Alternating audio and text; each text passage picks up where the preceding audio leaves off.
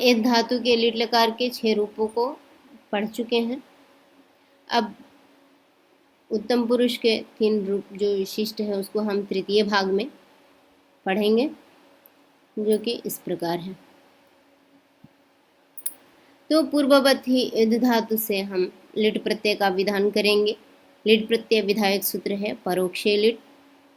इससे क्या होगा कि अनद्यतन परोक्ष भूतकाल में लिट प्रत्यय का विधान हुआ। इससे अतः स्थिति रही एध लिट। पुनः इस अवस्था में सूत्र लगेगा इजादेश गुरुमतो ऋच्छा। ये कहता है इजादी जो गुरुमान धातु उससे क्या होता है, आम प्रत्यय होता है, लिट प्रत्यय परे रहते हैं। तो ये क्या है, इजादी गुरुमान धातु है क्योंकि एध धातु क्या है वो गुरुमान है, क्योंकि ए क्या है द्विमात्रिक है, द्विमात्रिक होने से गुरु हुआ, गुरु होने से गुरु मतलब गुरु होने से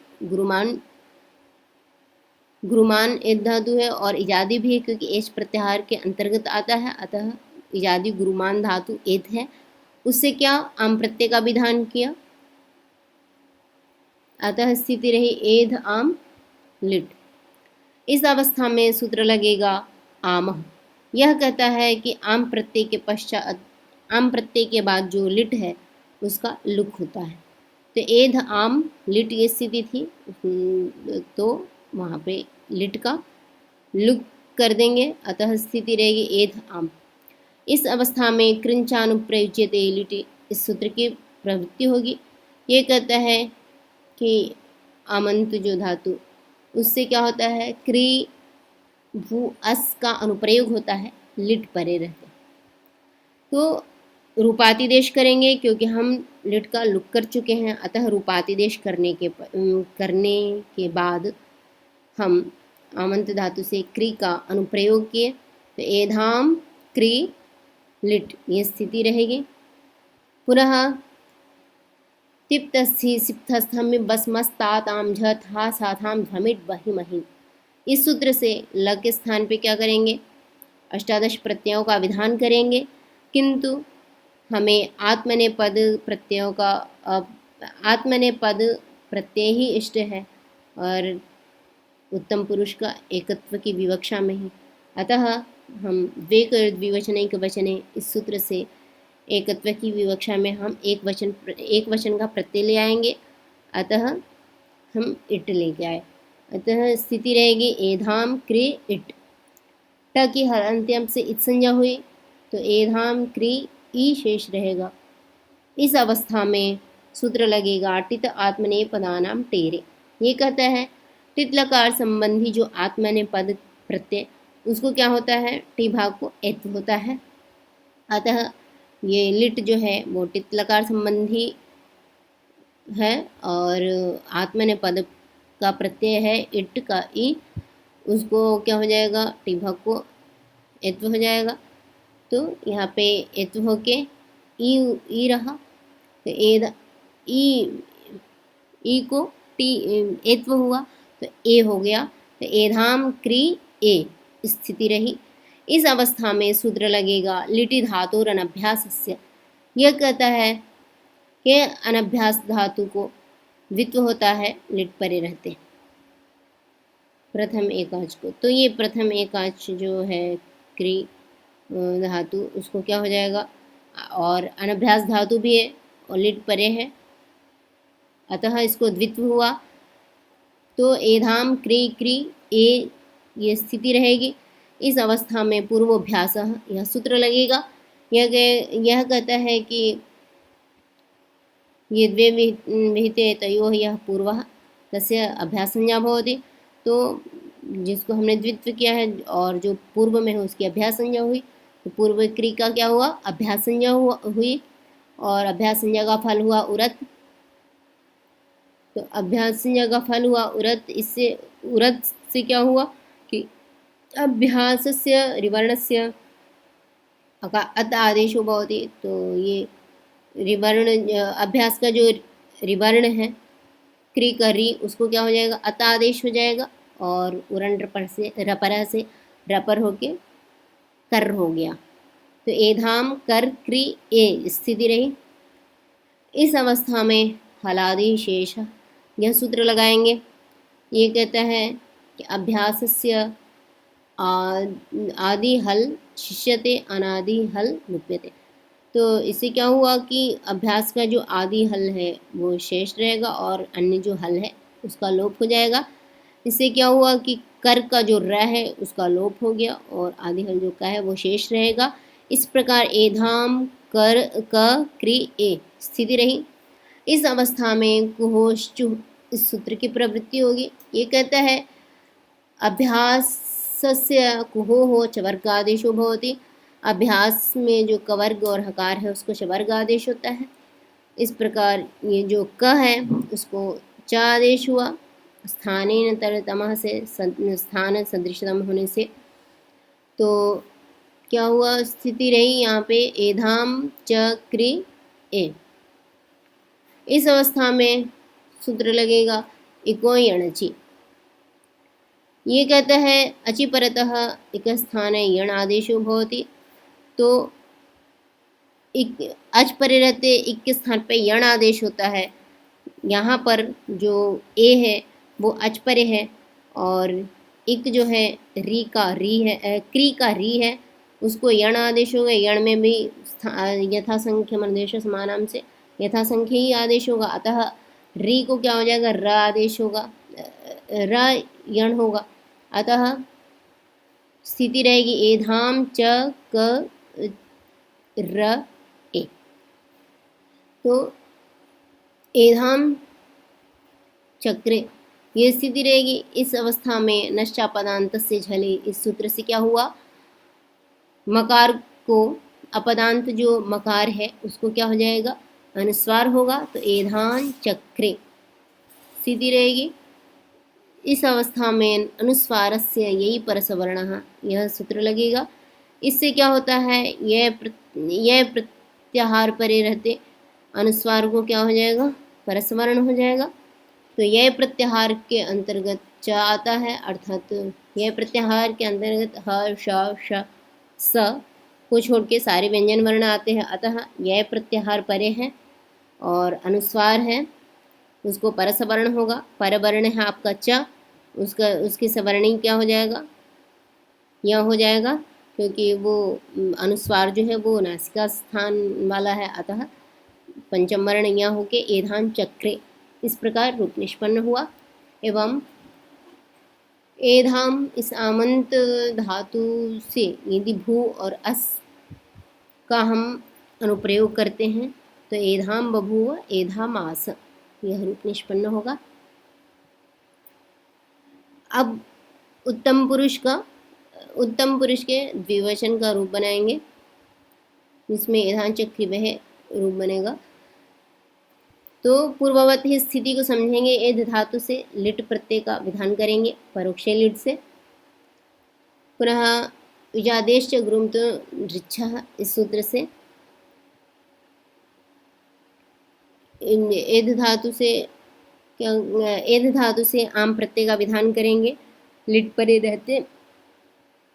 तो क्योंकि एध धातु इजादी और गुरुमान धातु है, अतः एध धातु से हमने आम प्रत्यय का विधान किया लिट परे रहते। इसके पश्चात इस अवस्था में आमह यह सूत्र लगेगा। यह कहता है कि आम से उत्तर अर्थात आम के बाद जो लिट है उसका लुक होता है। तो लिट का लुक होने के बाद शेष रहेगा एध आम, एधाम। इस अवस्था में कृंच अनुप्रयुज्यते लिटि यह सूत्र लगेगा। यह कहता है कि एधाम जो आमंत धातु उससे क्या होता है, आमंत जो धातु उससे क्री भू अस का अनुप्रयोग होता है, लिट परे रहते। तो यहाँ पे लिट प्रत्यय परे है, रूपादिदेश मान लेंगे तो लिट प्रत्यय परे मिल जाएगा। लिट प्रत्यय परे रहते आमंत धातु से क्री का अनुप्रयोग करेंगे तो स्थिति रहेगी एधाम क्री लिट। पुनः लक स्थान पे तिक्तस्ति सिक्थस्थम में बसमस्ताताम झथा साधाम धमिट बहि महि, इससे अष्टादश प्रत्ययों का विधान करेंगे। किंतु हमें आत्मने पद के प्रत्येक ही इष्ट है, और वो भी उत्तम पुरुष के द्विवचन का। अतः वेकर द्विवचनैक वचने, इस सूत्र से द्वित्व की विवक्षा में हम द्विवचन का प्रत्यय लेके आएंगे वही। तो स्थिति रहेगी एधाम क्री वही। इस अवस्था में टित आत्मने पदानाम टेरे, यह सूत्र लगेगा। यह कहता है टित लकार संबंधी जो आत्मने पद प्रत्यय उसके टी भाग को एत्व होता है। ये टित लकार संबंधी आत्मने पद प्रत्यय है वही, उसके टी भाग को क्या हो जाएगा, एत्व हो जाएगा, तो वही स्थिति रहेगी। तो एधाम क्री वही। इस अवस्था में लिटि धातु अनभ्यासस्य, यह सूत्र लगेगा। इससे क्या होगा कि अनभ्यास धातु के प्रथम एकाच को द्वित्व होगा, लिट परे रहते। इस प्रकार जो अनभ्यास धातु क्री है उसको द्वित्व हुआ, लिट परे रहते, तो एधाम क्री क्री वहे स्थिति रही। पुनः पूर्वोभ्यास, इस सूत्र से पूर्व जो क्री है उसकी अभ्यास संज्ञा हुई, अभ्यास संज्ञा का फल हुआ उरत। इस उरत सूत्र से अभ्यास का जो वर्ण है उसको अत आदेश हो जाएगा, एवं उरण रपर से रपर हो जाएगा उसको। तो एधाम कर क्री वहे स्थिति रहेगी। इस अवस्था में हलादि शेष, यह सूत्र कहता है कि अभ्यासस्य आदि हल शिष्यते अनादि हल लुप्यते। तो अभ्यास का जो आदि हल है क वो शेष रहेगा और अन्य हल जो है उसका लोप हो जाएगा। तो इस प्रकार शेष रहेगा आपका एधाम क क्री वहे। इस अवस्था में कुहोश्चु, यह सूत्र लगेगा। ये कहता है अभ्यासस्य कुहोः च वर्ग आदेशः भवति। तो अभ्यास में जो कवर्ग और हकार है उसको च वर्ग आदेश होगा, तो यहाँ पे अभ्यास में क है उसको च आदेश हो जाएगा। स्थानेन्तरतम से स्थान सदृशतम जो होगा तो क के स्थान में च वर्ग च हुआ, अतः एधाम च क्री वहे स्थिति रहेगी। वर्ण सम्मेलन के पश्चात एधाम चक्री वहे, यह स्थिति रहेगी। इस अवस्था में नश्चापदांत से झले, यह सूत्र लगेगा। ये कहता अपदांत नकार एवं मकार को अनुस्वार होता है, झल परे रहते, तो झल प्रत्याहार के अंतर्गत च आता है, अतः झल परे है, और अपदांत मकार है उसको क्या हो जाएगा, अनुस्वार हो जाएगा। तो एधान चक्री वहे स्थिति रहेगी। इस अवस्था में अनुस्वारस्य यही परसवर्ण, ये कहता है कि यह प्रत्याहार परे हो तो अनुस्वार को परसवर्ण होता है, तो अनुस्वार है उसको यह प्रत्याहार में च आता है, अतः यह प्रत्याहार परे है उसको परसवर्ण हो गया। परवर्ण च है उसके सवर्णी क्या हो जाएगा, यहाँ हो जाएगा, क्योंकि अनुस्वार जो है वो नासिका स्थान का आता है, इसको भी पंचम वर्ण यहाँ हो जाएगा चकर का। तो एधान चक्री वहे, यह रूप निष्पन्न हुआ। इसी प्रकार एधाम जो आमंत धातु से भू और अस का प्रयोग करेंगे तो उत्तम पुरुष के द्विवचन में रूप बनेगा एधाम बभूविव एधामासिव। अगला रूप है एधान चक्रिमहे, यह उत्तम पुरुष का बहुवचन का रूप है। तो पूर्ववत ही एद धातु से लिट प्रत्यय का विधान करेंगे, परोक्षे लिट से लिट प्रत्यय का विधान हुआ, तो एद लिट। इस अवस्था में इजादेश च गुरुमतो नृच्छ, इस सूत्र से इजादी जो गुरुमान धातु एद है उससे क्या आम प्रत्यय का विधान किया हमने, अतः एध आम लिट ये स्थिति रहेगी। इस अवस्था में आमह, इस सूत्र से लिट का लुक कर देंगे, आम के पश्चात जो लिट है उसका लुक हो गया, तो एधाम ये स्थिति रहेगी। इस अवस्था में कृंचानुप्रयुज्यते लिटि, यह सूत्र लगेगा। ये कहता है कि आमंत जो धातु एधाम जो आमंत धातु है उससे क्या होता है, क्री भू अस का अनुप्रयोग होता है, लिट परे रहते, तो लिट का रूपातिदेश करेंगे, तो लिट परे है और एधाम जो आमंत धातु उससे क्री का अनुप्रयोग करेंगे तो एधाम क्री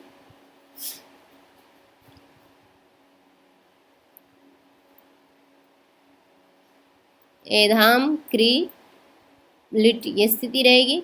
इस अवस्था में तिप्त से सिक्त बसमस्ताताम झ था साथाम ध्वमिट बहि महि इससे अष्टादश प्रत्ययों का विधान करेंगे, किंतु हमें आत्मने पद का प्रत्यय ही इष्ट है, अतः हम उत्तम पुरुष के बहुत्व की विवक्षा में बहुवचन का प्रत्यय ले आएंगे, तो महिंग प्रत्यय ले आए। इस प्रकार एधाम क्री महिंग ये स्थिति रहेगी। इस अवस्था में टित आत्मने पदानाम टेरे यह सूत्र लगेगा। ये कहता है टित लकार संबंधी जो आत्मने पद प्रत्यय उसके टी भाग को एत्व होता है, तो महिंग का जो मही है वह की तो हलंत्यप से इत्संज्ञा पूर्व में ही कर दिया है, तो मही है उसके टी भाग ही है, उसको ई है हकार का जो ई है उसको क्या हो जाएगा एत्व हो जाएगा, तो महे इस प्रकार रहेगा। तो एधाम क्री महे ये स्थिति रहेगी। इस अवस्था में लिटि धातु अनभ्यासस्य इस सूत्र से क्या हुआ कि अनभ्यास जो एकाच धातु है उसको क्या होगा द्वित्व हो गया। लिट प्रत्यय परे हो तो लिट प्रत्यय परे रहते, अतः क्री को हमने द्वित्व किया, तो क्री क्री महे संपूर्ण स्थिति रहेगी एधाम क्री क्री महे।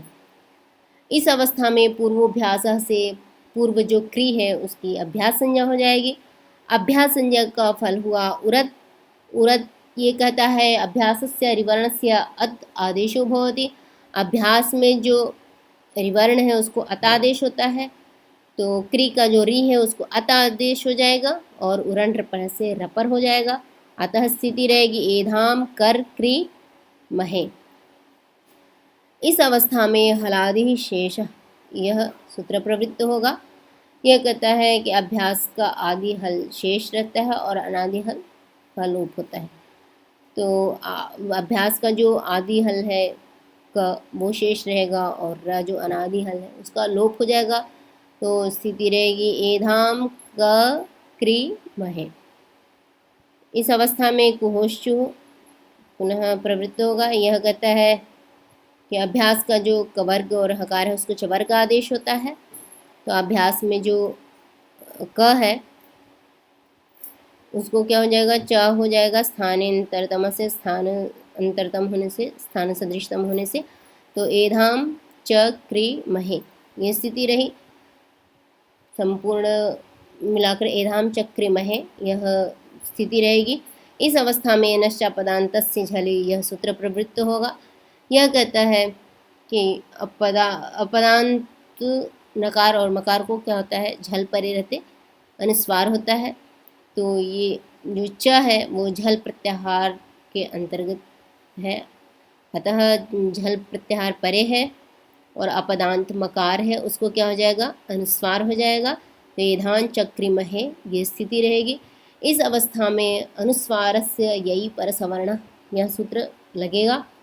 ये कहता है यह प्रत्याहार परे हो तो अनुस्वार को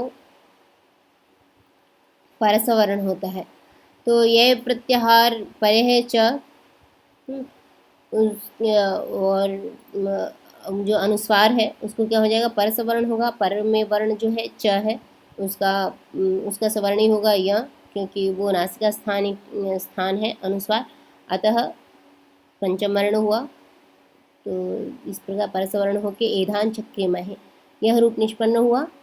इसी प्रकार एधाम जब हम आमंत धातु से भू और अस धातु का प्रयोग करेंगे तो एधाम बभू विव एधाम आसिम इस प्रकार रूप निष्पन्न होंगे।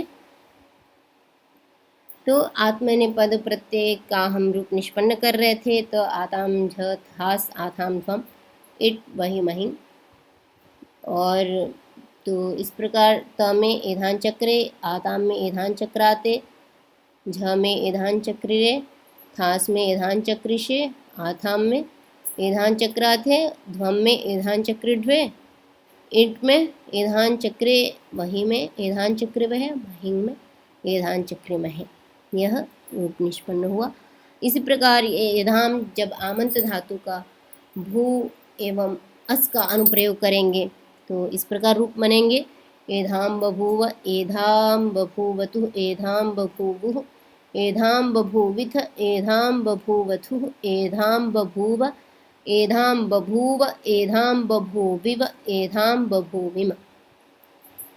पुनः अस का अनुप्रयोग करेंगे तो एधामास, एधामासतुः, एधामासुः, एधामासिथ, एधामासथुः, एधामास, एधामास, एधामासिव, एधामासिम। धन्यवाद मित्रों। यदि आपको ये वीडियो पसंद आए तो ज़रूर शेयर कीजिएगा, और कोई त्रुटि हो तो आप ज़रूर कमेंट बॉक्स में लिखिएगा। धन्यवाद।